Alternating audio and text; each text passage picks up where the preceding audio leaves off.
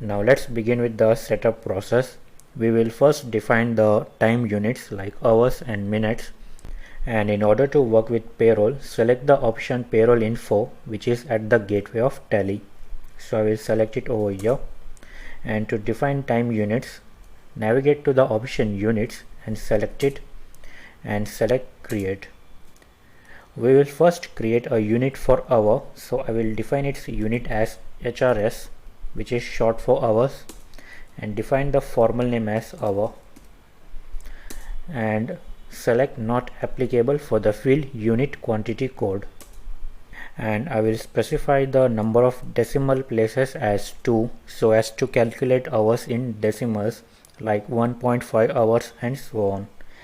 And to save the details, press Ctrl A.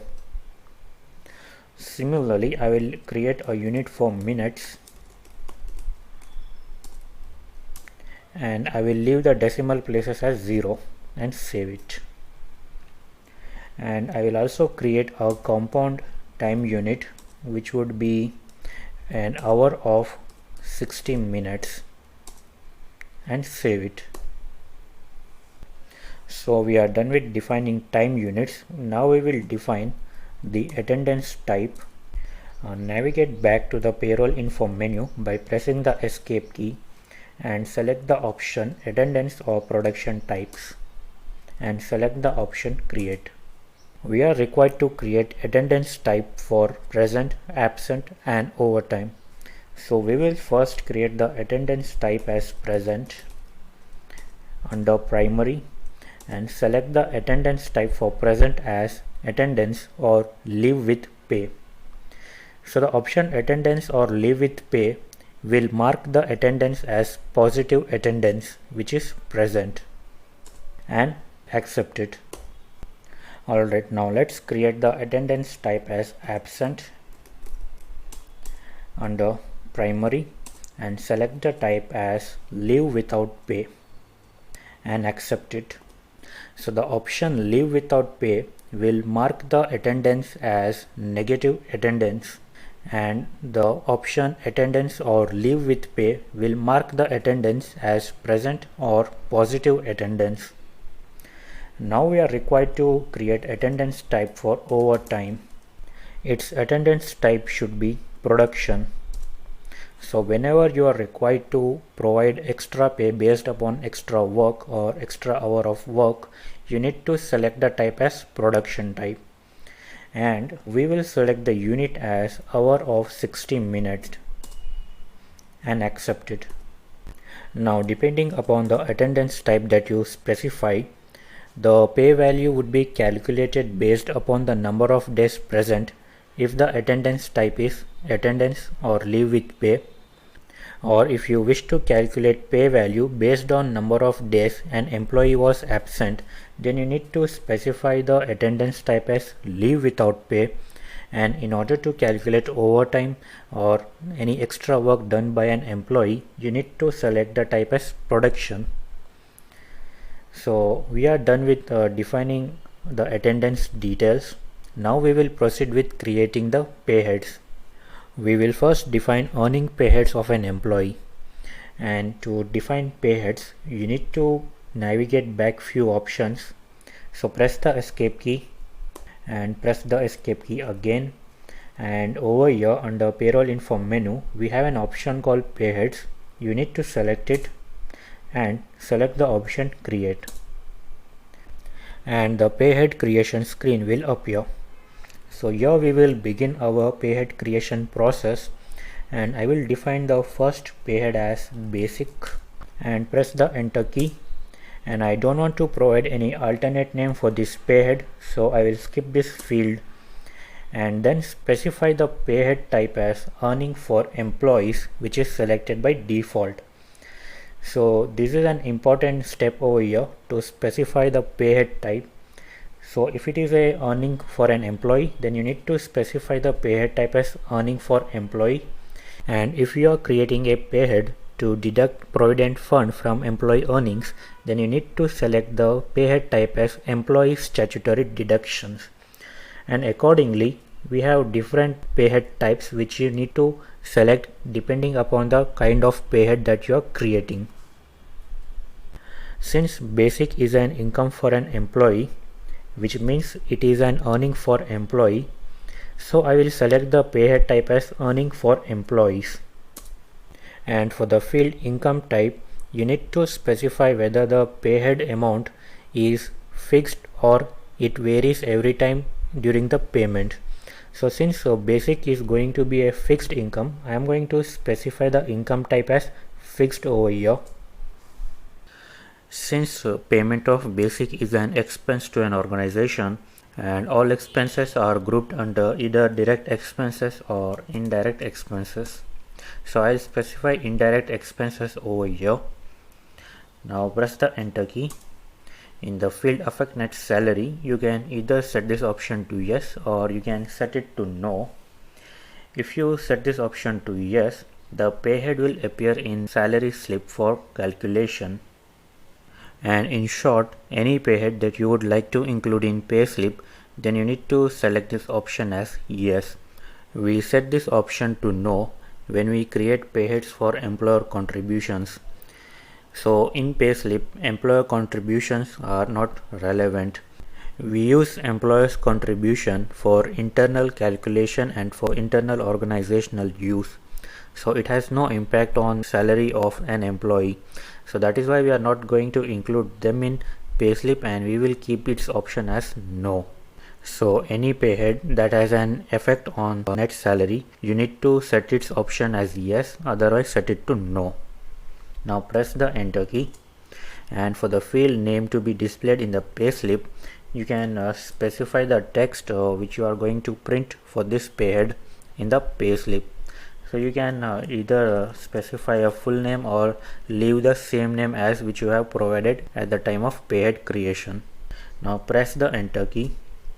If you want to include this payhead for the calculation of gratuity, you can set it option as yes or you can set it to no.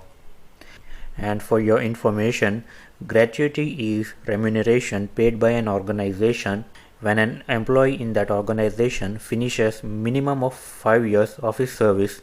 So as a token of thanks, an organization may provide gratuity based upon the completion of a number of years of service, and the minimum years of service that an individual has to provide is 5 years. So if your organization requires to pay gratuity, you can set its option to yes for calculation, and for this example I will set it to no. Now in the field set or alter income tax details, press the letter Y to change it to yes, and you would be provided with this screen. Over here you need to specify some income tax details. So since this payhead is for basic, then just type the name basic over here and select it. In the field tax calculation basis, you need to specify on what basic amount tax should be calculated. So if your basic is going to be fixed across the period, then specify the option on projected value, and if the basic varies every time at the time of payment, then specify the option on actual value. So with the option on projected value, a fixed basic amount would be projected across tax period, and with the option on actual value, depending upon the basic at the time of payment, that amount would be used for tax calculation. So since our basic is going to be fixed for a period of time, then I will specify the option on projected value over here. And as soon as you press the enter key, you would come out of that screen, and in the field calculation type, you need to specify one of these options, and we need to select the option based upon the type of payhead that we are trying to create. So for this payhead basic, I want to calculate the amount based on the attendance of an employee. So I will specify the option on attendance for this payhead, and what these options are, I will explain when we create that kind of payhead that requires to select the other options. So for now I will select the option on attendance, and in the field attendance or leave with pay, you need to specify how you are going to calculate basic for the employee. So if you are going to calculate the salary based upon the number of days an employee was present, then select the option present over here. Or if you are comfortable with calculating salary based on number of days an employee was absent, then select the option not applicable over here and then specify the option absent for the field leave without pay. But for this example, I am going to calculate salary based on number of days the employee was present. So I'll select this option present over here and then specify the calculation period, whether I want to calculate salary on daily basis or fortnight basis. Fortnight means a period of 2 weeks, 14 days, or monthly basis or on weekly basis. I want to calculate salary for the given month, so I'll select the option months over here. Now in the field basis of calculation per day, you need to specify one of the methods based on which per day salary would be calculated. Now assume that monthly salary of an employee is rupees 3000. Now as per calendar period, in the month of January we have 31 days. So for the month of January, per day salary would be calculated as follows. So 96 rupees and 77 paise would be per day salary in the month of January if we specify the basis of calculation as per calendar period. Now again, as per the calendar period calculation basis, in the month of February, the per day salary would be calculated as follows. So this is how the calculation method works, and if I specify the basis of calculation as user defined, then I can define number of days in a given month. So irrespective of the number of days in a given month, like 31 days for January, 28 days for February, my salary would be calculated as per the number of days that I defined over here. So each month per day salary would be 115 rupees 38 paise. So that's how the user defined basis of calculation works. And depending upon the organization, you can define the number of days, like a month of 30 days. So you can define the periodicity of calculation per day. And for our example, I am going to use the number of days as 26 days and press the enter key. Now in the rounding method, I am going to specify the rounding method as normal rounding. So in case the basic amount is calculated as a decimal, then the rounding method will round off it to a nearest whole number, and I will limit my rounding to 1 time and press Ctrl A to save the payhead creation. And this is how the completed payhead for basic looks like. Now in the next video, we will finish off the remaining payheads, all the earning payheads, deduction payheads of employee and contribution payheads of employer, and then we will calculate the salary.